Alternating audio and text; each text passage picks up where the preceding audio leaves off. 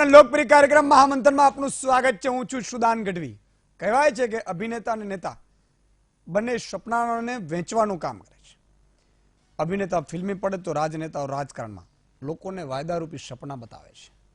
જો કે હાલના સમયમાં એવું ચોક્કસપણે માની શકાય કે અભિનેતા અને નેતામાં ખાસ ફરક રહ્યો નથી, કેમ કે જે રીતે અભિનેતા રાજકારણમાં પ્રવેશી રહ્યા છે તેને જોતા એ પણ કહી શકાય કે ફિલ્મી પડદે માત્ર એક્ટિંગ કરતા હોય તે નેતા બને તો જાહેર જીવનમાં તે જનતાના કામ કરી પણ શકે છે અને કેટલાક ખરા નથી પણ ઉતરી શકતા, કેમ કે એક્ટિંગ અને વાસ્તવિકતામાં આસમાન જમીનનો ફરક હોય છે। સવાલ એ છે કે અભિનેતાઓ રાજનેતા તરીકે સફળ થાય છે ખરા? શું એક્ટરમાંથી નેતા બનેલા કામ કરે છે ખરા? શું પાર્ટી પાસે સક્રિય કાર્યકરો ઓછા છે કે પછી અભિનેતાઓનો સહારો પણ લેવો પડે છે? આ તમામ બાબતો પર છે આજનું મહામંથન મારી સાથે।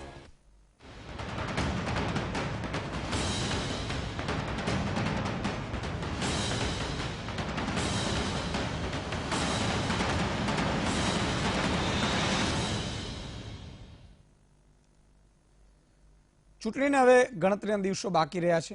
રાજકારણમાં પણ ફિલ્મી સ્ટારના પણ વધામણા થવા લાગ્યા છે। પ્રાપ્ત વિગતો મુજબ બોલિવૂડ અભિનેત્રી ઉર્મિલા માતોંડકર કોંગ્રેસમાં સામેલ થયા છે। આજે મહારાષ્ટ્ર કોંગ્રેસ નેતાઓની હાજરીમાં ઉર્મિલા માતોંડકરે કોંગ્રેસમાં સામેલ થયા। બીજી તરફ જયા પ્રદા પણ ગઈકાલે ભાજપમાં જોડાયા। ભાજપના સાંસદ શત્રુઘ્ન સિંહા પણ કોંગ્રેસમાં જોડાવાના છે આવતીકાલે। ભાજપથી નારાજ શત્રુઘ્ન સિંહાએ પહેલા જ સંકેત આપ્યા હતા કે તેઓ ભાજપને અલવિદા કહેવા જઈ રહ્યા છે। એવું લાગી રહ્યું છે કે હવે રાજકારણમાં પણ ફિલ્મી પડદાના સ્ટારનો પગપેસારો વધ્યો છે। ફિલ્મી કલાકારો રીલ લાઈફમાં નહીં પણ હવે રિયલ લાઈફમાં પોલિટિક્સ રમશે।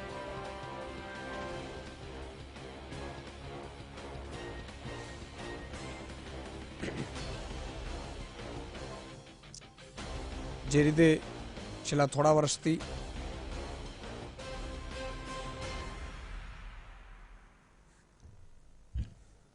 તો મિત્રો જમી લીધું બરોબર? આવતીકાલે મોરબીમાં મહામંથન છે 29 તારીખે, 30 તારીખે ગીર સોમનાથમાં, નહીં 29 તારીખે ગીર સોમનાથમાં, 30 તારીખે દ્વારિકામાં।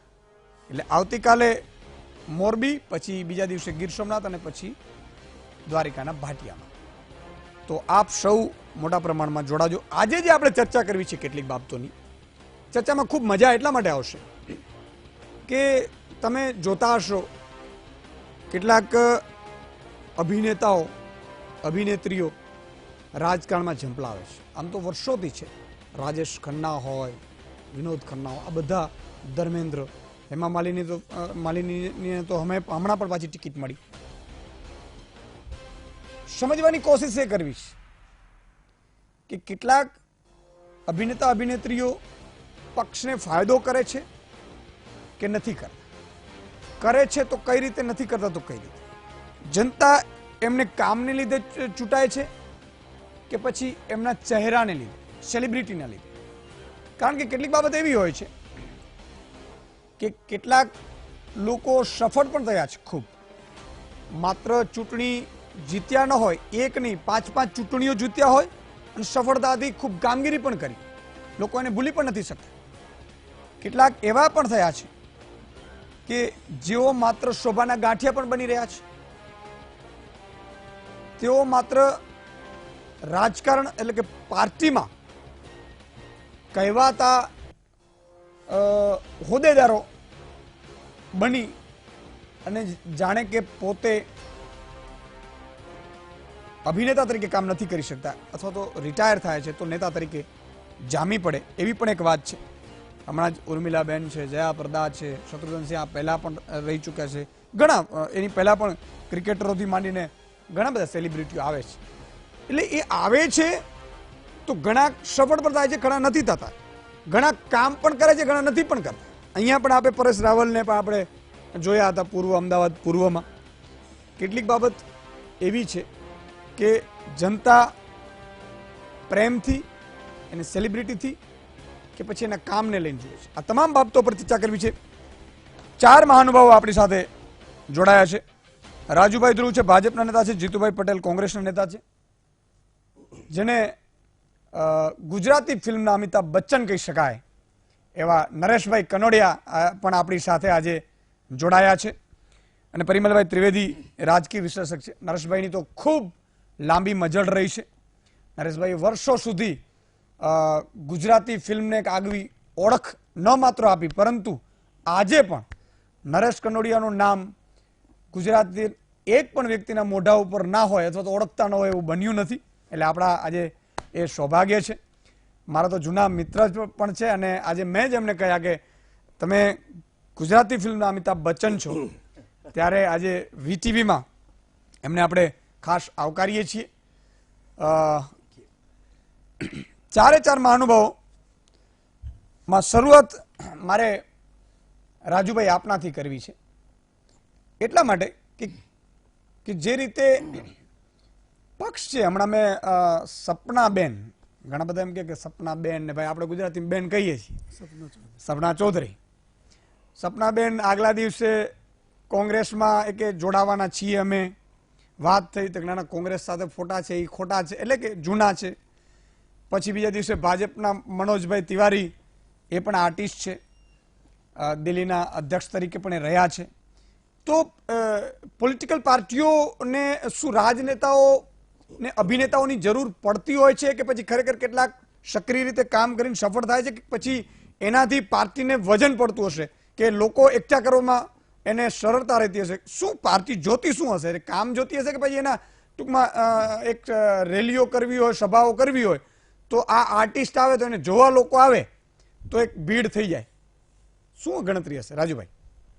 હું માનું છું કે આર્ટિસ્ટો છેલ્લે તો આ દેશના નાગરિકો છે, એમને પણ બંધારણીય અધિકાર છે કે કોઈ પણ પક્ષમાં જોડાઈ શકે. આજે આપણે કહ્યું ઉર્મિલા માતોંડકર છે, કોંગ્રેસમાં જોડાયા, સારી વાત છે. કોઈ પણ રાજકીય પાર્ટી સાથે, કોઈ પણ રાજકીય વિચારધારા સાથે જોડાવું અને પોતાનો અભિગમને સ્પષ્ટ કરવો, હું માનું છું એક આવકાર્ય પગલું છે. જયા પ્રદાજી કે જે ઘણા વર્ષોથી રાજ્યસભામાં પણ હતા અને ઉત્તર પ્રદેશના રાજકારણમાં બહુ સક્રિય છે. મૂળે જયાપ્રદાજી આંધ્રપ્રદેશના છે અને એક દક્ષિણ ભારતીય મહિલા, એક માતૃશક્તિ આજે ઉત્તર ભારતમાં રાજકીય રીતે પોતાની સક્રિયતા દાખવે, એ પણ એક ખૂબ આવકાર્ય વાત છે. એટલે અમે રાજનીતિમાં દરેક ક્ષેત્રમાંથી લોકો આવે. અમે ઈચ્છીએ છીએ કે શૈક્ષણિક ક્ષેત્રમાંથી પણ લોકો આવે, કલા અને સાહિત્યમાંથી પણ લોકો આવે, વૈજ્ઞાનિકોમાંથી પણ આવે, એન્જિનિયરો. એટલા માટે કે આ દેશને, આ ડેમોક્રેસીને લાંબે સુધી લઈ જવી છે. આ દેશનું આપણે રક્ષણ કરવું છે, આ દેશનું સંવર્ધન કરવું છે. એટલા માટે દરેક ક્ષેત્રમાંથી, દરેક જગ્યાએથી સારા વિચારો આવકાર્ય છે દરેક પાર્ટીમાં. હું એમ નથી કહેતો કે અમારી જ પાર્ટીમાં જોડાય, કોંગ્રેસમાં જોડાય, સારી વાત છે. પોતાની વિચારધારા, પોતાના અભિગમને સ્પષ્ટ કરી અને હું માનું છું કે આગળ વધતા હોય તો એમનો અધિકાર છે. બીજી એક વાત કે આપ જો સિદ્ધાંતભાઈ, આપના એક વાત કરીશ કે આજે નરેન્દ્રભાઈ મોદીની એક લોકપ્રિયતા, એક સર્વાધિક લોકપ્રિય ચહેરો આજે ભારતની રાજનીતિમાં છે. હું માનું છું કે અમારે એવી કોઈ હવે આવશ્યકતાઓ નથી કે એબીસીડી અમારી સાથે જોડાય અને અમારી પાર્ટીને એનો વિશેષ લાભ મળે.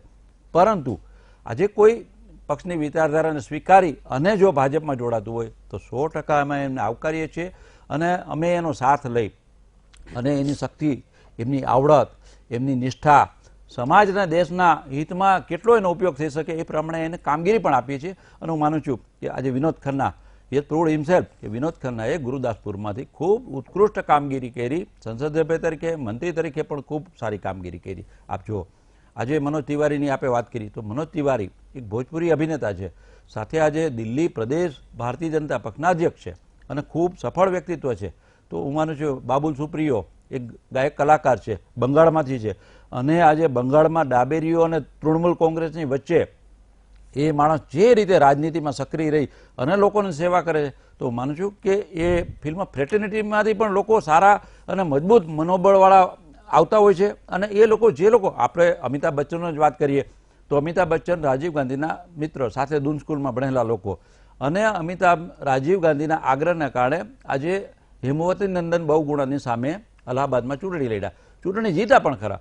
તો પછીની રાજનીતિમાં એમની એક, એમના ફાધર હરિબંસરાય બચ્ચનની સંસ્કારિતા, એમની સાહિત્ય પ્રત્યેની અભિરુચિ, એના કારણે એ રાજકીય વિચારો સાથે ઉન્નતિમાં સંલગ્ન ન થઈ શક્યા અને એમણે પછી રાજનીતિ દૂર તો છતાં એમના મિસિસ જયાપ્રદાજી આજે સમાજવાદી પાર્ટીના ઉમેદવાર છે, રાજ્યસભામાં હતા અને કદાચ આ વખતે લોકસભામાં પણ એમને ટિકિટ આપવામાં આવી છે. એટલે ફિલ્મ લાઇનમાંથી ઘણા લોકો આવે છે સફળતા પણ પ્રાપ્ત કરે છે અને ક્યારેક ફિલ્મ લાઇનમાં જે પ્રકારનો એમને આવકાર મળતો હોય, ઉમરકો મળતો હોય છે, જે રીતે પ્રશંસકોની ભીડ ઉમટી પડતી હોય છે, એક ફેન ફોલોઈંગ હોય છે, કદાચ ક્યારેક આવું ન બને અને ક્યારેક ધારેલી સફળતા ન મળે અને એ લોકો સ્વિચ ઓફ પણ થઈ જતા હોય એટલે છે. માત્ર રેલીઓમાં મદદ કરે એટલું નહીં, પણ કામ પણ કરાવો છો ને? હા, 100% કામ કરે એ જ ચાલે. ઓકે, જીતુભાઈ આપની પાસે આવવા માંગીશ કે ભાજપ હોય કે કોંગ્રેસ આમ આવકાર બધાને આપે છે, એટલે હમણાં રાજુભાઈ વાત કરી કે ડોક્ટર એન્જિનિયર આવે, બરોબર છે, વાત સાચી છે, પણ આમાં મને એવું લાગે છે કે બંને પાર્ટીઓ રૂપાળી વાતો ચોક્કસ કરે છે, પણ ક્યારેક પાર્ટીઓને શું છે કે અહીંયા સભા કરવી હોય, ત્યાં સભા કરવી હોય, હવે એ સભા કરવામાં દરેક વખતે માણસો બોલાવે થોડા અઘરા પડે, એટલે ફિલ્મ અભિનેતા અભિનેત્રીની એટલે એન્ટ્રી કરાવો છો કે પછી ખરેખર એને એ લાયક છે ને કરાવડાવો છો? આ એક થોડુંક સમજવાની કોશિશ કરવી છે લોકોએ. રાજુભાઈએ બહુ સારી વાત કહી કે ભાઈ કોઈ પણ ક્ષેત્રમાં રહેલી પ્રભાવી વ્યક્તિઓ પોતાને રાજનીતિમાં યોગદાન આપી અને લોકસેવાના કાર્યમાં જોડાવા માંગતા હોય તો દરેક પક્ષમાં પોતાની વિચારધારા જ્યાં હોય ત્યાં આવકારે છે. હવે તમે જ્યારે ભીડની વાત કરો છો ત્યારે કોંગ્રેસ પક્ષની વાત કરું તો અમારી 28/2ની રેલી કેન્સલ થઈ. એ કેન્સલ અમે એટલા માટે કરી કે પુલવામાની જે ઘટનાઓ બની અને એમ લાગ્યું કે આ સંજોગોની અંદર દેશમાં એક વાતાવરણ એવું છે, પરંતુ પ્રતિપક્ષના લોકો તો રાજનીતિ કરી રહ્યા હતા, એટલે એક વિચાર આવ્યો કે ચલો એ 4 દિવસ પહેલા વિચાર કર્યો કે આપણે 12મી માર્ચ દાંડીનો દિવસ, જે દિવસે મહાત્મા ગાંધી 1930ની અંદર 76 સૈનિકો લઈને એમ કીધેલું કે કાગડા કૂતરાના મોતે મરીશ પણ જ્યાં સુધી આઝાદી નહીં મળે ત્યાં સુધી પાછો નહીં આવું. એ દિવસે નક્કી કર્યું કે એક બીજી આઝાદીની લડાઈ લડવાની છે, તો કોઈ સેલિબ્રિટીને બોલાવવામાં આવ્યા નહોતા. અને આપ જો એના સાક્ષી હો તો અડાલજના ત્રિમંદિરની બાજુની અંદર ધોમધકતા તાપની અંદર ખુલ્લા મેદાનની અંદર 3.5 કલાક સુધી આ સંઘમાં જેમ હોળીમાં જેમ સંઘ જાય એમ જે રીતે પ્રજા હતી ત્યારે કોઈ સેલિબ્રિટી નહોતી, માત્ર અને માત્ર કોંગ્રેસના આગેવાનો હતા અને કોંગ્રેસના નેતાઓ હતા. એટલે ભીડ એકઠી કરવા માટે જ આ લાવવામાં આવે છે. મને લાગે છે એમાં સહમત નથી. પરંતુ મારે બીજી વાત કહેવી છે કે કોઈ વ્યક્તિ કોઈ પક્ષમાં જોડાય, આપણે સપનાબેન ચૌધરીની વાત કરી, આ દેશની દીકરી છે, પરંતુ જેવું કોંગ્રેસના મહાસચિવ જોડે એમનો ફોટો આવ્યો અને ભારતીય જનતા પાર્ટીના એક મંત્રી એમ કીધું કે એમનો અને સોનિયાજીનો ધંધો એક છે નાચગાન કરવાનો અને રાહુલ જોડે લગ્ન કરી દે. મને એમ લાગે છે કે આ પ્રકારની નીચલી કક્ષાની ટિપ્પણીઓથી આપણે દૂર રહેવું જોઈએ. અને બીજા દિવસે મનોજ તિવારી એમના સાથે જ ફોટો મૂક્યો. કોઈ વ્યક્તિ વિશેષ માટે વ્યક્તિગત આક્ષેપો કરી અને જ્યારે કોઈ મુદ્દાઓ ન હોય ત્યારે મને એમ લાગે છે કે આ પ્રકારની ટિપ્પણીઓ ન થાય આવકાર્ય છે. અને એટલા માટે રાજુભાઈએ જે કીધું એ સહમત છું કે જે કોઈ સમાજ ક્ષેત્રે વિશિષ્ટ વ્યક્તિઓ, એ ડોક્ટર હોય, એન્જિનિયર હોય, હવે તો આપણા વૈજ્ઞાનિક નરેન્દ્રભાઈ મોદી આજે જે ચોકીદારમાંથી વૈજ્ઞાનિક થઈ ગયા છે, એની ચર્ચા અત્યારે કરશો તો કરીશું, બાકી કરવાની જરૂર નથી. કોઈ પણ જો સમાજ ક્ષેત્રમાંથી જાહેર જીવનમાં આવે તો આવકારવા જોઈએ.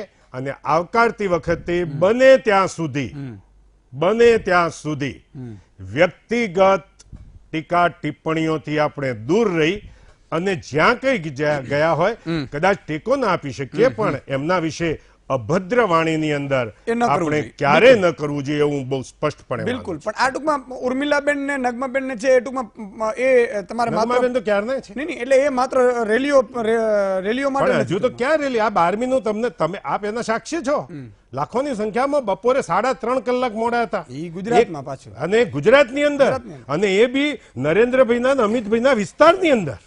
આ કઈ નાની ઘટના નથી. અને આ ઘટના જ પ્રજા જીવનની અંદર જે પ્રકારના સંવેદનશીલતા આવી છે અને ધરતીની નીચે જે કઈ કરંટ ચાલી રહ્યો છે એનું પ્રતિબિંબ છે. ઓકે, નરેશભાઈ આપણા પાસે આવવા માંગીશ કે જે રીતે આપે પણ ખૂબ ખેડાણ કર્યું છે. આપની ઓળખાણ પણ આપ આ દર્શક મિત્રોને આપજો. વીટીવીના લાખો લોકો આજે અરે આ તો તમને ને મને સારા ધારાસભ્ય હો અમારા સાથે. સારામાં સારા ધારાસભ્ય. અને સારા ધારાસભ્ય. એ મહેશભાઈની પણ વાત કરવા ઈચ્છીશ, કારણ કે લોકોનો મત એવો પણ છે કે કેટલાક રાજનેતાઓ ખૂબ સફળ પણ રહે છે, કેટલાક નથી રહેતા, એ વાત અલગ છે. તો આપનો અનુભવ, આપ પણ ધારાસભ્યમાં ચૂંટાયા મહેશભાઈની, તો આપ એની બે શબ્દ કહો. આજે હિતુભાઈ પણ છે, પાર્ટી કોઈ પણ હોય, પણ મુદ્દો એ છે કે નેતાઓ શું સારી કામગીરી કરી શકે છે? પહેલા તો જીતુભાઈ મારા વખાણ કર્યા ધારાસભ્ય તરીકે. Thank you Jitubhai. કેમ કે શૂટિંગમાં મારા હાથ પગ તૂટે છે તો રિપેર કરવા અમે તમારી પાસે જ આવીએ છીએ. My pleasure. અમે રાજકારણમાં માત્ર લોકોની સેવા કેમ કરવી એટલા માટે જ મોટાભાઈથી શરૂઆત થઈ. મહેશભાઈ પાટણની લોકસભાની સીટ ઉપર મહેશભાઈ પાંચ વખત ચૂંટણી જીત્યા છે ગઢવી સાહેબ. અને 40,000 વોટેથી શરૂ થયું તો 1.5 લાખ વોટ સુધી પહોંચ્યા હતા આપણે. અને લોકો બીજી વાર એ જ ઉમેદવારને ચૂંટે ક્યારે? જ્યારે તેના વિસ્તારોના કામ થતા હોય. એ વિસ્તારોના કામ ભરપૂર મહેશભાઈ કર્યા. કેમ કે અમે એક ભારતીય જનતા પાર્ટીના સાચા કાર્યકર્તા હતા. જ્યારે ભારતીય જનતા પાર્ટીની ચૂંટણી આવે, પછી એ કોર્પોરેટર હોય, ધારાસભ્ય હોય કે સંસદ સભ્ય હોય, અને ચૂંટણી આવે ત્યારે કનોડિયા પરિવાર જ્યાં કમળ લડતું હોય ત્યાં પોતાના શૂટિંગો, મહેશ કુમારની પાર્ટી બધું જ છોડીને લાખો કરોડોનું નુકસાન ભોગવીને પણ એ કમળ જીતે એટલા માટે અમે પહોંચી જતા. અને એ કાર્યકર્તાની જે કાર્યકર્તા સાચો કહેવાય એ અમારે હિતુ, મારો દીકરો, એ પણ 91ની સાલથી એ મેડમ ધારાસભ્ય નથી બન્યા. એને ટિકિટ એટલા માટે આપી કે સક્રિય કાર્યકર્તા છે. એક ચૂંટણીમાં, સભાઓમાં, દરેક જગ્યાએ અમને બોલાવવામાં આવે, અમે જઈએ અને પાર્ટીનું એકદમ વ્યવહારિક રીતે કામ કરીએ અને લોકોને આકર્ષણ પણ થાય. લોકો ફિલ્મમાં જોતા હોય પણ રૂબરૂ ઊભા હોય. પણ અમારામાં ફરક એ હતો કે અમે કઈને કામ કરીએ એ બતાવતા હતા, કામ કરીને બતાવતા હતા. હું પહેલી વાર જ્યારે કરજણ, જે 50 વર્ષોથી ભારતીય જનતા પાર્ટી ત્યાં જીતી નથી શકી, ત્યારે પહેલી વાર નરેન્દ્ર મોદી સાહેબે મને કરજણ મોકલ્યો અને ત્યાં આગળ હું એક સાથે 25,000 વોટોથી જીત્યો. ત્યાં માર્જિન હતું 1,200 વોટિંગથી જ જીતે, અને 50 વર્ષોથી કોંગ્રેસ જીતતું હતું. પણ હું ગયો અને બધાએ મને સાથ સહકાર આપ્યો અને મોદી સાહેબ મારી પાછળ હતા.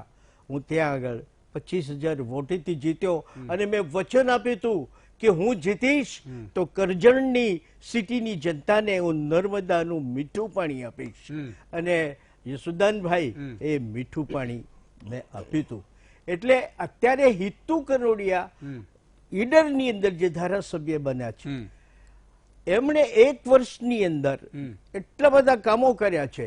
આ એટલા માટે કહું છું કે કલાકારો માત્ર દેખાવના નથી હોતા, એ સક્રિય કાર્યકર્તાઓ હોય છે કે પોતાનું ઘર, બાર, આ તે બધું છોડીને પ્રજાના કામ કરે અને પ્રજાને ખુશ કરે. પ્રજાને શું જોઈએ છે એ સરસ રીતે વિચાર કરીને, પાણી છે કે નહીં, રસ્તા છે કે નહીં, લાઇટ છે કે નહીં, આવાસ છે કે નહીં, એ બધું જ આપણે જાણતા હોઈએ છીએ. એટલે કલાકારો બધું સમજે છે.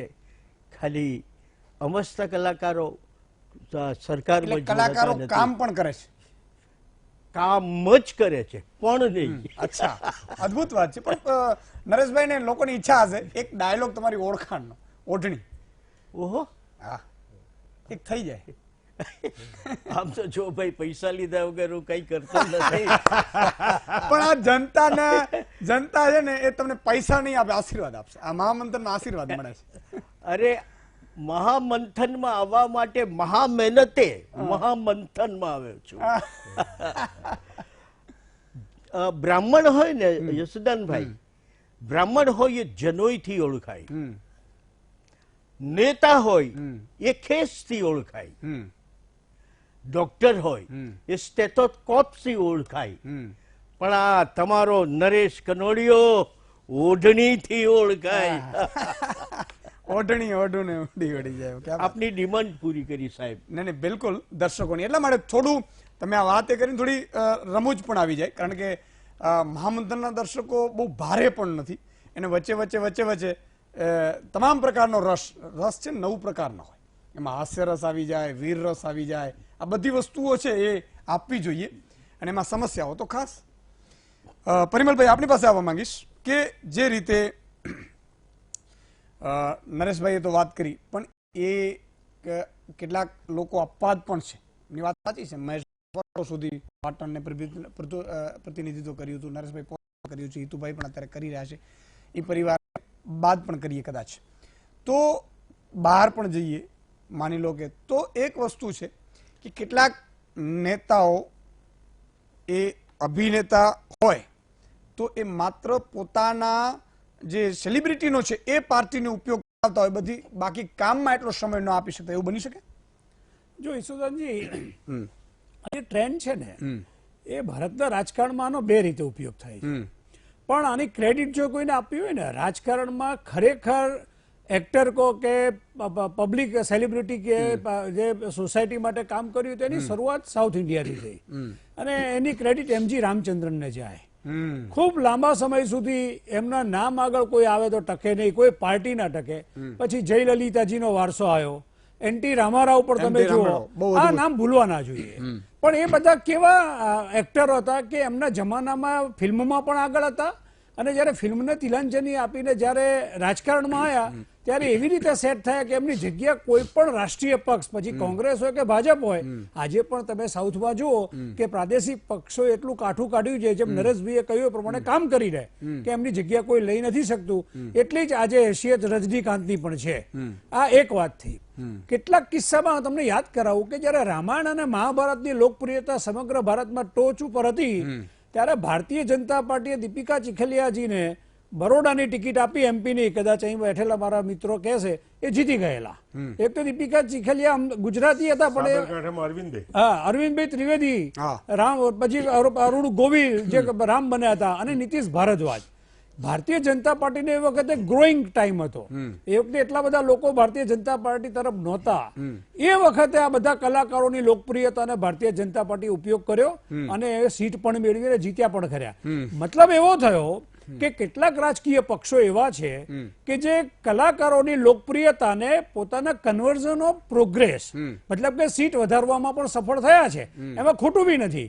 પણ એક દાખલો સુનિલ દત્તનો પણ લેવો જોઈએ કે ખૂબ લોકપ્રિયતા ધારણ કરીને કોંગ્રેસના એક એવા નેતા કે જે વિપરીત પરિસ્થિતિમાં પણ એમની સીટ એમની દીકરી સુધી ચાલી, એટલી લોકપ્રિયતા એમને રાખી. તો એની સામે ગોવિંદાનું જુઓ કે ભાજપના દિગ્ગજને હરાવવા કોંગ્રેસે જ્યારે એમને ટિકિટ આપી તો ત્યાં કોંગ્રેસ સફળ થઈ અને ગોવિંદા ત્યાં જીતી ગયા.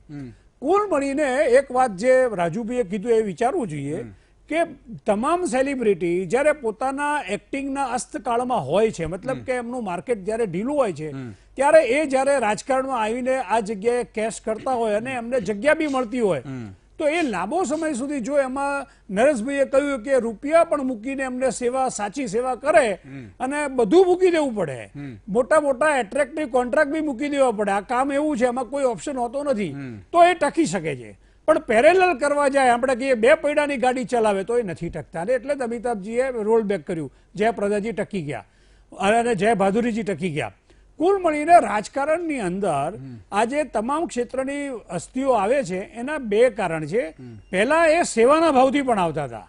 આજે મીડિયાના સમયને લીધે એક એવો પણ ટ્રેન્ડ ચાલે છે કે તમે જો બાબુલ સુપ્રિયો કેબિનેટ મંત્રી બન્યા, કારણ કે એમને તામિલનાડુ અને પશ્ચિમ બંગાળમાં જે રીતે એમને ભારતીય જનતા પાર્ટીને એક રોલ બેક આપ્યો હતો, એક વજન આપ્યું, આજે એમની સાથે તમે જોયું હશે કે જે દ્રૌપદી હતા મહાભારતમાં, એમને પણ ત્યાં રૂપા ગાંગુલીજી, એમને પણ જગ્યા મળી.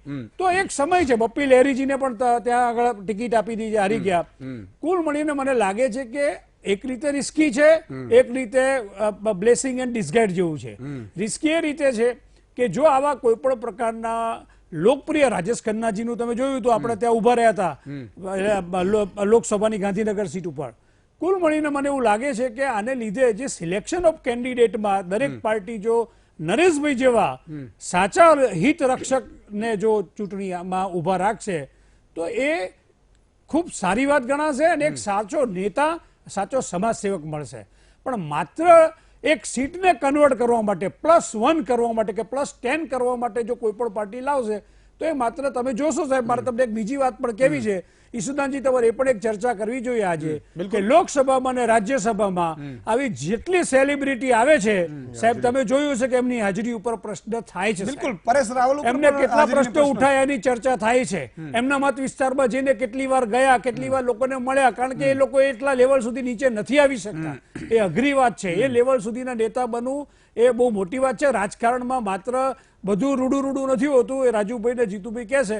પણ કુલ મળીને આનો લાભ લેવાય છે, એનો લાભ લોકોને મળે પણ છે, પણ 100 આઉટ ઓફ 100 આપી શકાય એવી સ્થિતિ નથી. બિલકુલ એટલી સ્થિતિ પણ નથી. કેટલીકની મજબૂરી હોય, કેટલાકને પોતાનો કેરિયર ચાલુ રાખવા માટે પણ કરવું પડતું હોય, કેટલાકને એ સ્થિતિ પણ આવી જાય કે પોતાને સાથે સાથે એક સ્ટેટસ સેલિબ્રિટીની સાથે સાથે સમજો કે મંત્રી બનાવી દે, ક્યારેક ચાન્સ લાગી જાય. એમણે બાબુલ સુપ્રિયોની વાત કરી, સુનિલ દત્ત પણ અગાઉ મંત્રી બની રહી ચૂક્યા છે, શત્રુઘ્ન સિંહા પણ વાજપેયી સરકારમાં. આ બધી એટલા માટે કારણ કે હંમેશા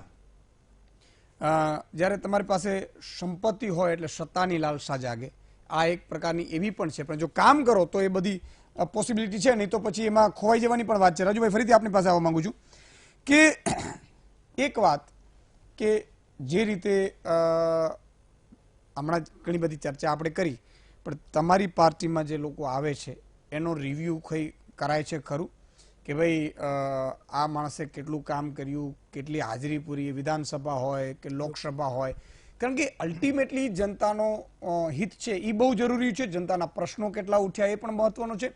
અને જનતાના પ્રશ્નો જો સમજી લો કે ન ઉઠાવી શકે છતાંય પણ એને રિપીટ કરવામાં આવતું હોય તો એ પણ એક પ્રશ્ન છે. અને એના કારણે કાર્યકર્તાઓને પણ એક નારાજગી થાય કે ભાઈ પેરાશૂટ આવીને ઊભા રહી જાય તો એને બિચારા જે 4 વર્ષથી જે એક ગોઠવણી કરતા હોય, મને ખબર છે કાર્યકર્તાઓ કઈ રીતે ગોઠવણી કરતા હોય, બિચારા સંમેલનો કરે, પછી ધીરે ધીરે રેલીઓ કરાવડાવે, તમારા એ ઝંડા હોય, કમળ, આ બધું કરાવડાવતા હોય. હવે એને જ્યારે પેરાશૂટ આવે એટલે એને ધ્રાસકો પડે, પણ એ કહી પણ ન શકે, સહી પણ ન શકે. તો આવી રીતે એ માટેનું કોઈ ખરું? રાજુભાઈ. 100%. યશુદાનભાઈ, પહેલા તો આજે VTV એક આપનું એક એવું લોકપ્રિય માધ્યમ છે અને એક જાગૃત પ્રવૃત્તિ તરીકે આજે આપના વ્યુઅર્સને હું એક વાત માટે શુભેચ્છા પણ આપું છું. અને આપણા ગુજરાતના સપૂત, આપણા જ લોકલાડીલા વડાપ્રધાન નરેન્દ્રભાઈ મોદી જે રીતે આજે એન્ટી સેટેલાઇટ મિસાઇલનો પ્રયોગ કર્યો, 300 કિલોમીટર અંતરિક્ષમાં ઉપર 3 મિનિટમાં એ આપણી જ મિસાઇલ આપણા જ વિસ્તારમાં તોડી પાડી અને 130 કરોડની આ વસ્તીવાળો દેશ, ઘણી બધી સંપદાઓ ધરાવતો દેશ, પ્રાચીન સાંસ્કૃતિક ધરોહર ધરાવતો દેશ, એના રક્ષણ માટે જે રીતે માનનીય વડાપ્રધાન શ્રીએ એક પ્રતિબદ્ધતા દાખવી છે અને વિશ્વને સંદેશો આપ્યો છે. જ્યારે આપણી ચારે બાજુ આજે એક એવું વૈશ્વિક આતંકવાદ ફેલાયો છે, ત્યારે આજે હું માનું છું એક ભારતે બહુ મહત્વનું પગલું લીધું છે અને જે આજે પ્રયોગ કર્યો અને પ્રયોગ સફળ થયો છે. આપણી આસપાસના દેશોને પણ મેસેજ મળી ગયો છે. વિશ્વના 3 દેશો હતા, રશિયા, અમેરિકા અને ચીન. આજે ચોથો દેશ આપણો થયો છે. ત્યારે હું માનું છું કે આપણા જ ગુજરાતના સપૂત એવા નરેન્દ્રભાઈ મોદીને આજે લાખ કોટી અભિનંદન આપીએ. આપણી ચેનલના માધ્યમથી હું એમને અભિનંદન આપું છું. અને સાથે ભારતની પ્રજાના રક્ષણ માટે, ભારતની મહાન લોકશાહીના રક્ષણ માટે સરદાર પટેલે ફક્ત 3 વર્ષના ગાળામાં જે મહાન લોકશાહીની ભેટ આ દેશને આપી છે, એ લોકશાહીના રક્ષણ માટે જે રીતે નરેન્દ્રભાઈ એક પછી એક પગલાઓ લેતા જાય છે, હું માનું છું કે એમણે આર્મીના માધ્યમથી સર્જિકલ સ્ટ્રાઇક કરી કાશ્મીરમાં, એરફોર્સના માધ્યમથી સ્ટ્રાઇક કરી, એના પછી આજે હું માનું છું કે અંતરિક્ષમાં પણ જે પ્રયોગ કર્યો. અને DRDOના પૂર્વ વડા શ્રીવાસ્તવ એમણે વાત કરી કે 2012 પહેલા અમે ઘણી બધી વાર કેન્દ્ર સરકારમાં વાતો કરેલી, પણ અમને પ્રયોગની મંજૂરી નહોતા આપવામાં આવતી, એટલા માટે ચીનને ખરાબ લાગશે, પાકિસ્તાનને ખરાબ લાગશે. આજે નરેન્દ્રભાઈ મોદીએ એક અસાધારણ હિંમત દાખવી અને એક હિંમત ભરેલું પગલું લઈ અને જે રીતે ભારતને એક શક્તિમાન બનાવ્યું છે, હું માનું છું કે આ વિભાગ નરેન્દ્રભાઈ વડાપ્રધાન તરીકે એમના અંડરમાં જ આવે છે. આજે કોંગ્રેસના રાષ્ટ્રીય અધ્યક્ષ એમને જે રીતે પુલવામામાં મને લાગે છે કે સર્જિકલ સ્ટ્રાઇકમાં પણ એમને આર્મીને એમ કીધું હતું કે ભાઈ શરૂઆતમાં એરફોર્સને, support પણ તો કર્યો. જે રીતે એ વાત આજે બોલવી ન જોઈએ. એમણે આજે નરેન્દ્રભાઈને ભારતના વડાપ્રધાનને બિરદાવવા જોઈએ. નરેન્દ્રભાઈ મોદી પછી છે ભારતના વડાપ્રધાનને ભારતની મહાન લોકશાહીના લોકનાયકને વધાવવા જોઈએ. એમાં મને લાગે છે કે ક્યાંક ને ક્યાંક વિપક્ષો અણુઆવિતરા છે. ત્યારે વી ટીવીના માધ્યમથી આજે હું એમને બિરદાવું છું અને અભિનંદન આપું છું. આપી દો જવાબ.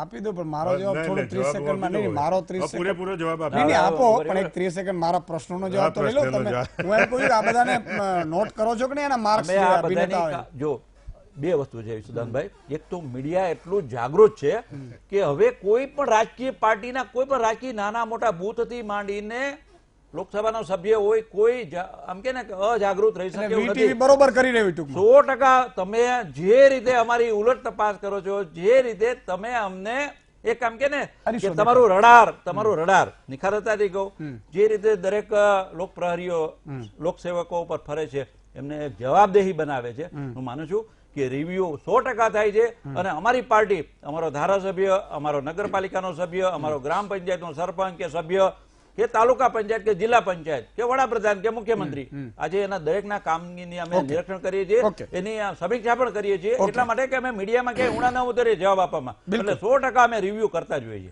હવે જીતુભાઈ તમારે ધબધબો. હવે રાજુભાઈના બધા જ પ્રશ્નોનો જવાબ 3.5 મિનિટ છે. અરે 4 મિનિટ 3:30 1947 15મી ઓગસ્ટે આ દેશની આઝાદી કોંગ્રેસના આંદોલનના કારણે મળી. ત્યારે આ દેશમાં એક ટાંકણી નહોતી પાકતી. તત્કાલીન કોંગ્રેસના નેતાઓને આગેવાની નહેરુજીએ લીધી. અનેક ક્ષેત્રે પ્રગતિ થઈ. અને આજની જયારે વાત કહેવી છે ત્યારે 1962 ની અંદર નહેરુજીએ ઇન્કોસ પાર, કદાચ એનું આખું વાક્ય તો રાજુભાઈ નહીં બોલી શકે, વિક્રમ સારાભાઈના અધ્યક્ષ પદે એની સ્થાપના કરી. અને ત્યાર પછી 15મી ઓગસ્ટ 1969 ના દિવસે ઇન્દિરા ગાંધીએ ઈસરોની સ્થાપના કરી, જેમાં પુષ્કળ બજેટ આપી અને પહેલો ઉપગ્રહ 19મી એપ્રિલ 1975 ના દિવસે આર્યભટ્ટના નામે રશિયાથી છોડ્યો. ત્યાર પછી 1980 ની અંદર રોહિણી આપણા SLV-3 થી છોડ્યો. પછી તો PSLV, GSLV, પછી મારે એટલું કહેવું છે કે 22/10/2008 ના દિવસે તો આપણે ચંદ્ર ઉપર પહોંચ્યા હતા.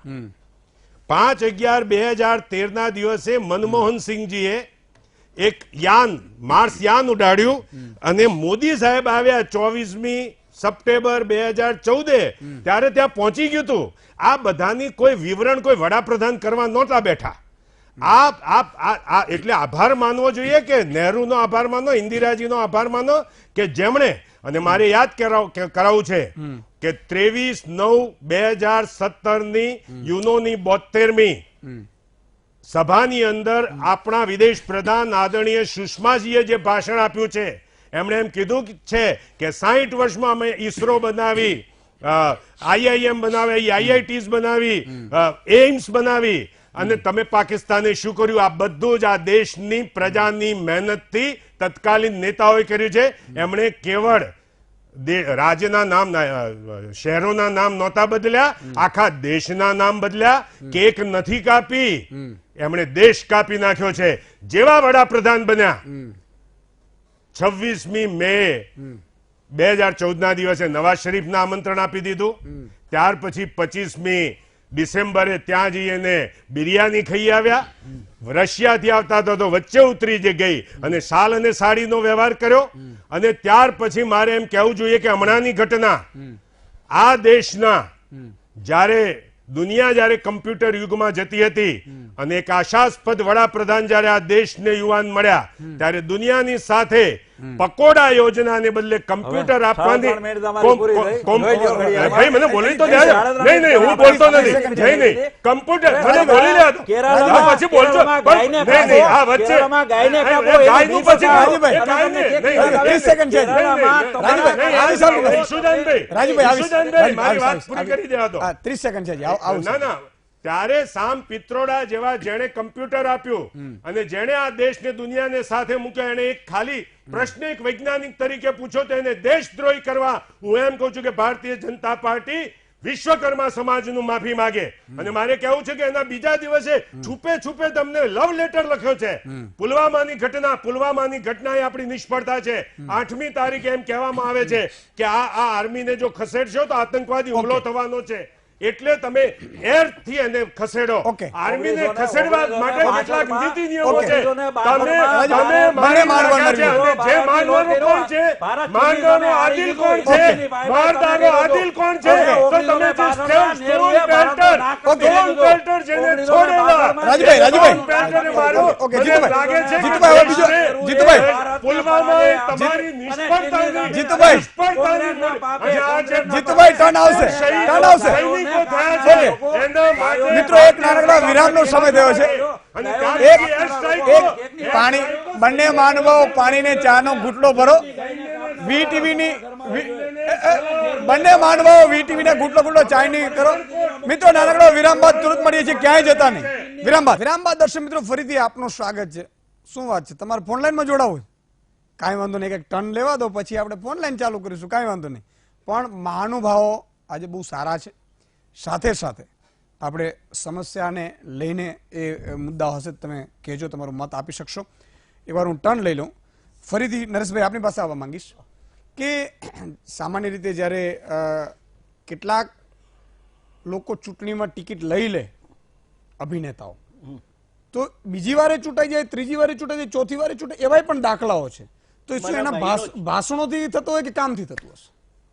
કામથી જ થાય કે જે તમે વાયદા કરો છો પબ્લિક સામે જઈને, એ માણસને સચ્ચાઈ હોય તો એ જે વાયદા કર્યા હોય એ પૂરા કરે તો જ બીજી વાર ચૂંટણીમાં જીતે. પાટણની લોકસભાની સીટ પર જો હજી અનામત ચાલુ હોત તો હજી મહેશભાઈ ત્યાં લડતા હોત. એટલે એવા બધા સાચા અર્થમાં કામ કર્યા હોય તો જ પબ્લિક બીજી વાર વોટ આપે છે. અને એટલે જ તો ભારતીય જનતા પાર્ટીએ કનોડિયા પરિવારને 10 વખત ટિકિટ આપી છે. એ અમે સાચા કાર્યકર્તાઓ છીએ ત્યારે જ અમને 10 વખત ટિકિટ આપી છે. કેવા કેવા પ્રશ્નો તમારી પાસે આવતા હોય, તમે એમાંથી સમય કઈ રીતે કાઢતા હશો, કામ કઈ રીતે થાય? જોકે બહુ મુશ્કેલ હતું. ભયંકર પિક્ચરો ચાલે, મારા ઢોલા મારું, હિરણને કાંઠે, વણજારી વાવ, ચંપોકેલ, ધડાધડ શૂટિંગો ચાલે, અલગ અલગ હિરોઈન આવે. ભલે મારી 56ની છાતી ના હોય, પણ યશોદાનભાઈ 56ની છાતી નથી મારી, પણ 56 હિરોઈન સાથે કામ કર્યું છે સાહેબ. એટલે એક બાજુ મહેશ કુમાર પાર્ટીના શો ચાલતા હોય, પણ વધારે ને વધારે મહત્વ અમે આ ભારતીય જનતા પાર્ટીના કામોને અમે મહત્વ આપ્યું.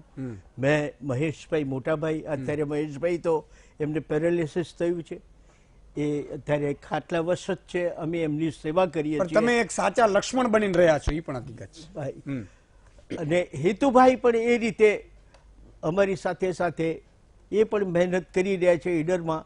એટલે તમે સચ્ચાઈથી કામ કરો તો પબ્લિક ચોક્કસ તમને અપનાવશે. તમારી રેલીઓમાં તમારા ડાયલોગના કારણે આવતી હોય કે પછી તમારા કામના કારણે આવતી હોય, આ થોડું સમજવું. મોટા મોટા નેતાઓ જે ભાષણો કરે છે 2 કલાક સુધી, એ બધું એની અંદર અમે નથી જતા. અમે મહેશભાઈ પોતે ગીત લખે, હોય ભાજપનું જ, ભાજપને વોટ આપો, અમે શું શું ભાજપમાંથી કામ કર્યા છે એ બધું એ ગીતમાં લખેલું હોય. એ કોઈ ધૂન ઉપરથી લઈએ. દાખલા તરીકે આખી દુનિયામાં આપણું ગીત પ્રખ્યાત થયું છે, ઓઢણી ઓઢું ઓઢું ને ઉડી જાય, પણ અમે ઢોલક હાર્મોનિયમ સાથે હું મહેશભાઈ ને હિતુભાઈ અને એમ કહીએ ઓઢણી ઓઢું ઓઢું ને ઉડી જાય, પણ સભામાં હોઈએ તો એમ કહીએ કે ચૂંટણી ભાજપ જીતી જીતી જાય, જ્યાં જ્યાં ભાજપ જાય કોઈ સામે ન થાય, જે આવે એ હારી જાય. આ રીતે પ્રખ્યાત ગીતો હોય એટલે પબ્લિક નાચતી હોય, હસતી હોય, ખુશ હોય, અને મતદાનના દિવસે હસતા હસતા કમળના નિશાન પર વોટ આપે. એમ નહીં, પછી એના કામ તમે કરાવી શકો ખરા? એટલે એમાં મુશ્કેલી પડે તમે હાજરી આપવામાં, અથવા તો તમારે વિધાનસભા હોય તો વિધાનસભામાં, સંસદમાં જાય? એક દિવસ પડે નહીં સાહેબ.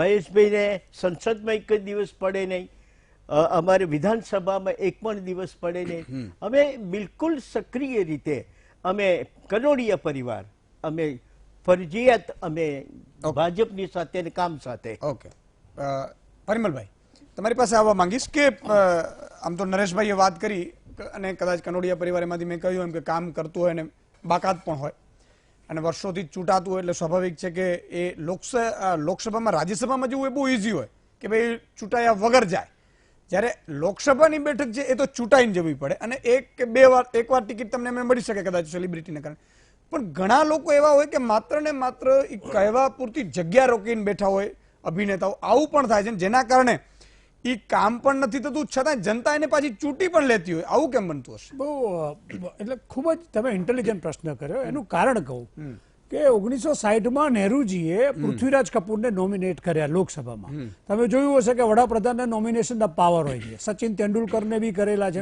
રેખાજીને બી કરેલા છે, લતા મંગેશકરજીને બી કરેલા છે. તમે જોજો ઇતિહાસમાં. પણ પ્રશ્ન ત્યાં આવતો સચિન તેંડુલકરમાં આવ્યો હતો કે ભાઈ એટલો બધો બિઝી હોય કે લોકસભાનું જ્યારે સેશન હોય ત્યારે હાર્ડલી એની પાસે સમય હોય અટેન્ડ કરવા માટે. પણ જે પેલો નોમિનેશનના પાવર હોય છે ત્યારે એક એવું હોય છે કે ભાઈ કેટલાક ચિત્રકાર લીધા, ફિલ્મ એક્ટ્રેસ લીધા, વૈજયંતી માલાજી પણ ભૂતકાળમાં હતા. તો એવી રીતે નહેરુજીથી આ ટ્રેન્ડ 60માં પણ આપણા ફીટ કલાકારો આવેલા. પણ એની પાછળ બજેટ પણ હોય છે. એ બજેટમાં એમની પાસે એને ફિલ્મ કલાકારો પાસે એટલા બિઝી કે બજેટ વાપરવું ક્યાં એમની પાસે સૂઝબૂઝ નથી હોતી. મને તમે પૂછો વ્યક્તિગત, આઈ મે બી રોંગ ઇન ધેટ વે, પણ હું હજી પણ એવું માનું છું કે ફિલ્મ કલાકારોમાંથી રાજકારણમાં આવેલામાંથી લગભગ 30% સફળ થાય છે. 70% એવા છે કે જે પોસ્ટ એન્જોય કરે છે અને પછી જો થાકી જાય છે તો બીજી વાર એમાં પડતા નથી. પણ સુનિલ દત્ત જેવા કેટલાક એવા છે કે શત્રુઘ્ન સિન્હા જેવા એવા છે કે જેને એ સમયે પણ પોતાની ઉગતી કારકિર્દી અથવા સર્વોચ્ચ કારકિર્દીને મૂકીને પણ જે તે રાજકીય પક્ષોને પોતાના સાથે જોડીને સેવા કરી.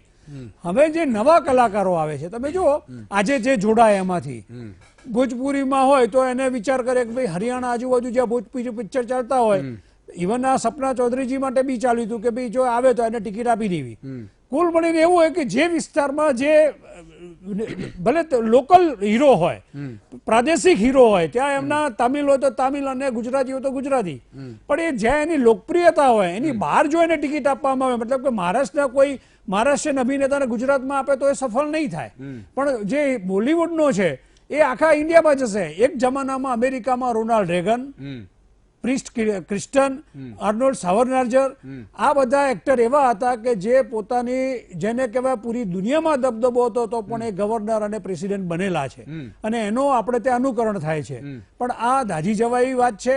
મને એવું લાગે છે કે નોમિનેશન વાળા સભ્યો આવે છે, શોભામાં અભિવૃદ્ધિ કરે છે, પણ સફળ એવા નેતાઓ અથવા સફળ એવા ફિલ્મ કલાકારો જે કે પ્રજાને કંઈક આપીને જાય છે, જો એ ના આપી શકતા હોય તો એમને આમાંથી દૂર રહેવું જોઈએ એવું હું તો માનું છું. બિલકુલ બિલકુલ.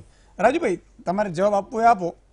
હવે તમારી પાસે 2.5 મિનિટ છે, પણ મારો એક બીજો પણ પ્રશ્ન છે કે જેમ હમણાં વાત કરી જીતુભાઈ એક આક્ષેપ કર્યો, શું પ્રચાર વધારે થાય છે ભાજપ એટલે એવું થાય છે? એમણે કહ્યું કે ટાંકડી નહોતી બંધી પછી અમે બધું બનાવ્યું, પણ એટલે એ પણ વાત છે. પેલી એક વાત કે નહેરુ પરિવાર પ્રત્યે આ લોકોની આસક્તિ ભક્તિ હોય સ્વીકાર્ય, પરંતુ નહેરુ પરિવારને કારણે ને કોંગ્રેસને કારણે આઝાદી મળી તો ચંદ્રશેખર આઝાદ, ભગતસિંહ, મંગલ પાંડે, તાત્યા ટોપે, એ પછીના અશફાકુલ્લા ખાન, રાજેન્દ્ર લાહિરી, આ બધા લોકોએ શું કર્યું? સુભાષચંદ્ર બોઝ કે જેમણે આઝાદ હિન્દ આર્મીની સ્થાપના કરી. સાહેબ એને આજે સુખની એક પળ નથી ભોગવી. આ બધા લોકોનો પરિશ્રમ ભોગ હતો, પરસેવો હતો. કેટલા નામી અનામી શહીદોએ બલિદાનો હોયરા છે. આજે ભગતસિંહમાં તો આપણે બધા જાણીએ છીએ, આ કોંગ્રેસના લોકોએ લોર્ડ ઇરવિનને જો સમજાવ્યો હોત તો ભગતસિંહ, સુખદેવ એમની ફાંસી અટકી ગઈ હોત, તો કોંગ્રેસે ન કર્યું. હવે મને પૂરું બોલી લેવા દેજો. આજે કોંગ્રેસ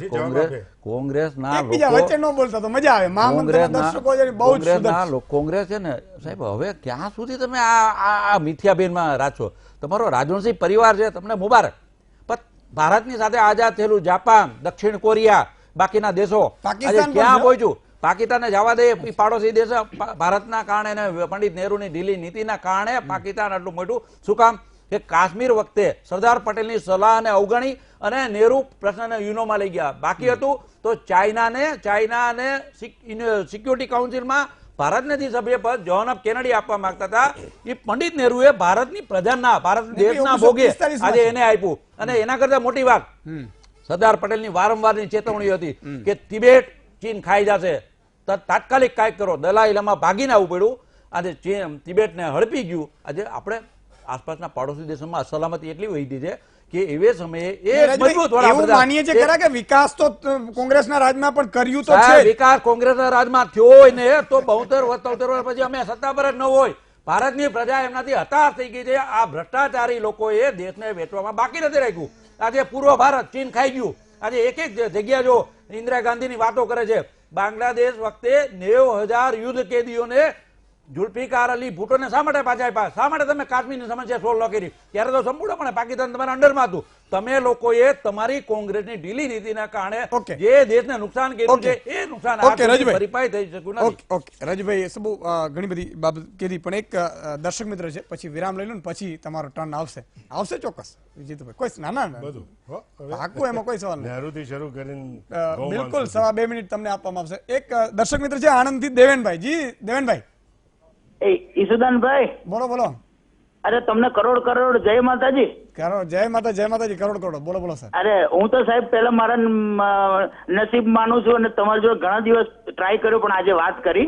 જય માતાજી. Thank you. બોલો બોલો. આજે સાહેબ મારો પ્રશ્ન જીતુભાઈ પટેલ ને છે હા કે હું એમ કહેવા માંગુ છું કે તમારા આપણે રાહુલભાઈએ વાત કરી કે ભાઈ અમે 12,72,000 રૂપિયા વર્ષના જમા કરાવીશું.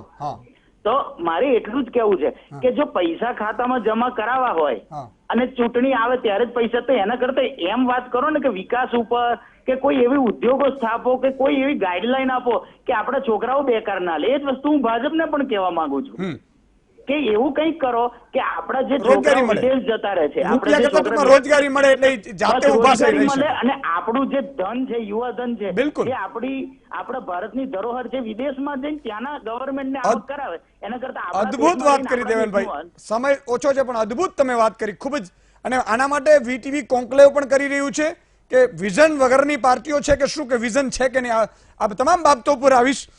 એક નાનકડા વિરામનો સમય છે. વિરામ બાદ તુરંત મિત્રો ફરીથી આપનું સ્વાગત છે. હરદેવભાઈ છે ભાંભરથી. જી હરદેવભાઈ. જય માતાજી સુદાનભાઈ. જય માતાજી. હવે આપણે ઓલા ભાજપ વાળા ભાઈ કે કરે છે કે કોંગ્રેસ વાળા નથી હાલવાની મુદ્દો કરે છે. આ તો હજી મુદ્દો જ ચાલુ કર્યો છે અને ભાજપ વાળા 13,600 રૂપિયા લાગ્યા, એ તો હજી અમારા ખાતામાં આવ્યા નથી. ખાતામાં નથી આવ્યા? આવી ગયા છે? ના નથી આવ્યા, કાલે જ દોવરાયો હતો. કયો જિલ્લો છે? બનાસકાંઠા જિલ્લો, ભાભર તાલુકો. બનાસકાંઠા. હું પોતે ચેક કરાવી લઉં છું, ચિંતા ના કરો તમે. વીમો, પાક વીમો પણ આવી ગયો કે નહીં? ચેક કરાવ્યું? ના કશું નથી આવ્યું. પાક વીમો નથી આવ્યો કે 13,600 નથી આવ્યા. નહીં, આઈ થિંક એટલે 2 હેક્ટર થી નીચે છે તો 13,600 આવશે અને પાક વીમો તો આવી જ જવો જોઈએ. એકવાર તમે બેંકમાં પૂછી લો. હું પણ એકવાર ચેક કરાવી લઉં છું બનાસકાંઠામાં શું આખી ઘટના છે. અને ધારાસભ્ય સાંસદ નો ઉપયોગ કરો સાહેબજી. ફોન કરવાનું ગુમાવી દેવાનું. આ વીટીવી તો તમારા માટે છે જ, પણ આ લોકોને પણ આપણે પગાર આપીએ છીએ, એના માટે ચૂંટીને મોકલ્યા છીએ તમારા મારા કામ કરવા માટે. જીતુભાઈ તમારો ટર્ન. 2.5 મિનિટ. નહેરુ વિશે વાત કરી. મારે એટલું જ કહેવું છે કે જેના પિતાશ્રીની 1 મહિનાની આવક તે વખતનું અડધું અમદાવાદ ખરીદી શકે એવી હતી, એણે પોતાનું સર્વસ્વ દેશને આપી અને આઝાદીની લડાઈમાં મોતીલાલ નહેરુએ જંપલાવ્યું. Man a son with a golden spoon. જન્મેલો જવાહરલાલ નહેરુ ત્યારે ખબર નહોતી કે 15મી ઓગસ્ટ 1947 દિવસે આઝાદી મળવાની છે. તે વખતની બ્રિટિશની જેલોની અંદર 9,732 દિવસ રહ્યા પછી આ દેશનો જે વિકાસ કર્યો એની પછીની વાત કરીએ. ગૌ માંસની ગૌ હત્યાની વાત કરનારા લોકોને મારે એમ કહેવું છે કે આંકડા એમ કહે છે કે આ સરકારમાં 7,449 ટનમાં, મેટ્રિક ટનમાંથી 33% વધી અને 10,009 સુધી ગોમાંસની નિકાસ વધી છે. મારે એમ કહેવું છે કે ગોમાંસની નિકાસ કરતી કંપની ફ્રિકો ના દ્વારા 50 લાખનો ડોનેશનનો ચેક નંબર 84,084,63,17 મુજબ ભારતીય જનતા પાર્ટીએ લીધો છે અને એમના રીજ્જુ કહે છે કે ગોમાંસ તો ખાઈ શકાય. મને એમ લાગે છે કે આવી બેવડી નીતિથી આપણે દૂર રહેવું જોઈએ. જ્યારે રોજગારીની વાત આવે છે ત્યારે મારે એમ કહેવું છે કે આપણે આભાર માનવો જોઈએ કે રાજીવ ગાંધીએ જ્યારે કમ્પ્યુટર ક્રાંતિ અને ટેલિકોમ્યુનિકેશનની ક્રાંતિ કરી અને સામ પિત્રોડાને લઈ આવ્યા, આજે જે કંઈ પ્રગતિ છે, આજે આપણા બાળકો પરદેશની અંદર કમ્પ્યુટરમાં અંફાવા માંડે છે. અને તે વખતે આજ ભારતીય જનતા પાર્ટીના લોકો એનો વિરોધ કરવા નીકળ્યા હતા કે બેરોજગારી વધશે. મારે એ કહેવું છે કે બેરોજગારીના આંકડાઓ હમણાં જેમણે પણ જોયા હશે એ 3.2 આવી અને એટલી મોટી બેરોજગારી એક નોટબંધીનો એક મનગઢંત નિર્ણય 8મી નવેમ્બર 2016ના દિવસે આ દેશના અર્થતંત્રને પાછળ ધકેલી દીધું અને લોકોને બેરોજગાર બનાવ્યા. 72,000ની સ્કીમ ઉપર મારે કહેવું છે કે આ દેશનો સર્વશ્રેષ્ઠ અર્થશાસ્ત્રી અને દુનિયામાં જેની નામના છે એવા રઘુરામ રાજને એમ કીધે કે આ વસ્તુ થઈ શકે એમ છે. મારે એમ કહેવું છે કે હમણાં 5મા ધોરણના છોકરાને યશુદાનભાઈ કોઈએ પ્રશ્ન પૂછ્યો કે ભારત છોડોમાં કોણે ભાગ લીધો, તે એમણે એ છોકરાએ કીધું મેહુલ ચોકસી, નીરવ મોદી અને વિજય માલ્યા. લોકો ભૂલી ગયા, ઇતિહાસ બદલાઈ રહ્યો છે. અને આ બધા પૈસા અમીરોને જે પૈસા આપે છે એ ગરીબોને આપવામાં ભારતીય જનતા પાર્ટીને પેટમાં શું દુખે છે એ મારે જાણવું છે. અને ઓકે, 1.25 મિનિટ રાજુભાઈ છેલ્લી. નીરવ મુનશી, વિજય માલ્યા, આ કોની પેદાશ? આ તમારા કોંગ્રેસના પાપે તો તમે તો પેદા કર્યા અસુરો ને, આ લૂંટારાઓને તમે જ પેદા કર્યા. 10 લાખ કરોડનો ભ્રષ્ટાચાર કર્યો. આજે એ ભ્રષ્ટાચારના સુવર્ણ યુગમાં પેદા થયેલા રાક્ષસો છે સાહેબ. અમે તો પકડીએ છીએ. અત્યારે બ્રિટનને દબાવ્યું છે, ઇન્ટરપોલની મદદ લઈ અને આજે જે પરિસ્થિતિ અમે કરી. તમારા રાજમાં સાહેબ ગુનેગારો, દાણચોરોએ જલસા જ કર્યા છે, દેશને લૂંટ્યો છે. અને તમે લોકો અમને ઉપદેશો આપો છો 10 લાખ કરોડનો ભ્રષ્ટાચાર કરવા વાળી આ કોંગ્રેસ દેશને લૂંટવામાં બાકી નથી. અંગ્રેજો પછી સૌથી મોટી લૂંટ તો તમે લોકોએ કરી છે ને. નરેન્દ્રભાઈ મોદી તમે બિરદાવો નહીં, નરેન્દ્રભાઈ ના બિરદાઓને તો કાંઈ નહીં, વખાણ ન કરો તો કાંઈ નહીં. ગુજરાતના તમે 5 વર્ષમાં એક જણને પણ પકડી. મારી ચેલેન્જ છે કે જે તમે એમ કહેતો કે રાહુલ ગાંધીએ ભ્રષ્ટાચાર કર્યો, વગેરે કર્યો, તો તમે કાલે જેલમાં આપો એવું રાહુલ ગાંધી કહે છે. તમે એને પકડીને નાખી દો, પરંતુ આ મેહુલભાઈ અને નીરવભાઈને તમે બગાડ્યા છે. બસ જીતુભાઈ, રાજુભાઈ બસ 10 સેકન્ડ તમે બને. મને એવું લાગે છે કે આજનો વિષયમાં જે તમે વિષયાંતર કર્યો પણ તમારા દર્શકો માટે રસપ્રદ થયું છે. પણ આજે આ જે એન્ટી સેટેલાઇટ મિસાઇલની જે વાત કરી રાજુભાઈએ, તમે જોયું હશે કે એક જમાનામાં ઈરાક અને અમેરિકાનું યુદ્ધ હતું ત્યારે સ્કડ અને પેટ્રિયટ મિસાઇલ એ હવામાં જ એને નાશ કરતા. એ જ લોઅર રેન્જમાં આ DRDOના વૈજ્ઞાનિકોએ આ સિદ્ધિ હાંસલ કરી. એના માટે પ્રધાનમંત્રીએ અને દેશે અભિનંદન આપ્યા છે. કુલ મળીને જીતુભાઈની વાત સાચી છે, છેલ્લા 60 વર્ષમાં વૈજ્ઞાનિક દ્રષ્ટિએ ઈસરો અને ભારતના વૈજ્ઞાનિકોએ કાઠું કાઢ્યું છે, એની આજે આપણે નોંધ લેવી જોઈએ. નરેશભાઈ 10 સેકન્ડ. વિકાસની વાત કરીએ તો નાના મોટા તો અસંખ્ય વિકાસ ભારતીય જનતા પાર્ટી કર્યા છે. પણ મોટોનો મોટો વિકાસ યશુદાનભાઈ, ગુજરાતની જનતાને મગજનો વિકાસ થયો છે. એક આમ બધા તમને કહું છું જીતુભાઈ, બધાને કહું છું કે ગુજરાતની જનતાનું જે મગજ છે ને, આજથી 23 વર્ષ પહેલા કોઈ પણ જાતના માણસ હોય 55 વોટ આપો, 55 વોટ આપો. આજથી 23 વર્ષ પહેલા. પણ 23 વર્ષેથી ભારતીય જનતા પાર્ટી આવીને લોકોનો મગજનો વિકાસ કર્યો કે માત્ર ભાજપને જ વોટ મળે. ઓકે, સમય પૂરો થવા આવ્યો છે એટલે રાજુભાઈ, જીતુભાઈ, નરેશભાઈ અને પરિમલભાઈ, 4 મહાનુભાવો જે દર્શક મિત્રો જોડાયા એ નથી જોડાયા, એમનો ખૂબ ખૂબ આભાર. મિત્રો એક વાત મારે છેલ્લે કહેવી છે. આવતીકાલે આપણે મોરબીમાં છીએ. મોરબીમાં એક રોડ ઉપર ફાર્મ હાઉસ છે, ત્યાં આપણું મહામંથન હશે. પાક વીમાને લઈને ખાસ આપણે પ્રયાસ કરીશું. પણ મારી અપીલ છે એ તંત્રને, કારણ કે આચારસંહિતા ભલે લાગી હોય પણ કલેક્ટરશ્રીને મારી અપીલો છે, બધા જિલ્લાઓમાં ખેતીવાડી અધિકારીશ્રીને એકવાર ચેક કરી લો. ભાજપ સરકારને પણ મારી અપીલ છે કે એકવાર ચેક કરી લો કેટલા ટકા વીમો પડ્યો છે કે નહીં. કારણ કે તમે એવું કહી દીધું, અધિકારીઓ તમને એવું કહી દીધું કે સાહેબ બરોબર છે. હમણાં બનાસકાંઠામાંથી આવ્યું પ્રશ્ન કે 13,600 પણ જમા નથી થયા. તો આ લોકોને જવાબ મળવા જોઈએ સાહેબ. આ લોકોને તમારી વાત યા તો તમે જાહેરાત કરો, યા તો વીટીવીના માધ્યમમાં આવીને કરો કે ભાઈ આટલા જિલ્લામાં આટલા વીમો પડી ગયો છે, આટલા જિલ્લામાં આટલા ટકા વીમો પડી ગયો છે, તો ડેટા જાહેર કરો. એટલે મારી એક અપીલ છે કે આ એક પ્રોસેસ ઓનગોઈંગ હોય. બીજી વાત મારે કહેવી છે કે જો પાક વીમાના પૈસા ક્યાંક ઓછા થયા હોય કે આપવામાં હોય તો એ કઈ રીતે વધારે થઈ શકે સારી રીતે એ એકવાર કરો. અને ત્રીજી વસ્તુ મારે વિપક્ષને પણ કહેવી છે કે આપ પણ આમાં ધ્યાન દો, આપની પણ એટલી ને એટલી જવાબદારી છે. શાસક ન કરતું હોય તો વિપક્ષની જવાબદારી છે. માત્ર એક ઈશુદાનભાઈ ચીસો પાડશે કે વીટીવી ચીસો પાડશે તો કોઈ મને એવું કહેશે કે આ આમ કરે છે આમ કરે છે, પણ એનું એ કોઈએ તો કરવું પડશે. એટલે મારી અપીલ છે કે આ મુદ્દા ઉપર ખાસ ગંભીરતાથી લેવામાં આવે. આજે બસ આટલું જ. આવતીકાલે મોરબીથી, પરમ દિવસે ગીર સોમનાથથી અને દ્વારિકાના ભાટિયાથી 30મી તારીખે સળંગ આપણે આઉટડોર મહામંથન કરીશું. આપ સર્વે ત્યાં હો તો ત્યાં તો આવવાનું જ છે, જો ત્યાં ન હોવ તો ટીવી ઉપર તો આપના આ લોકપ્રિય કાર્યક્રમને અને ખાસ કરીને મને સાથ આપવા માટે, કારણ કે મને એવી અપેક્ષા છે કે સાહેબ તમારો સાથ, તમારો પ્રેમ અવિરત મળવો જોઈએ, તો જ હું જુસ્સાથી કામ કરી શકીશ. અને એ મળતો રહે એનાથી મારો જુસ્સો પણ બેવડાય છે. આજે બસ આટલું જ.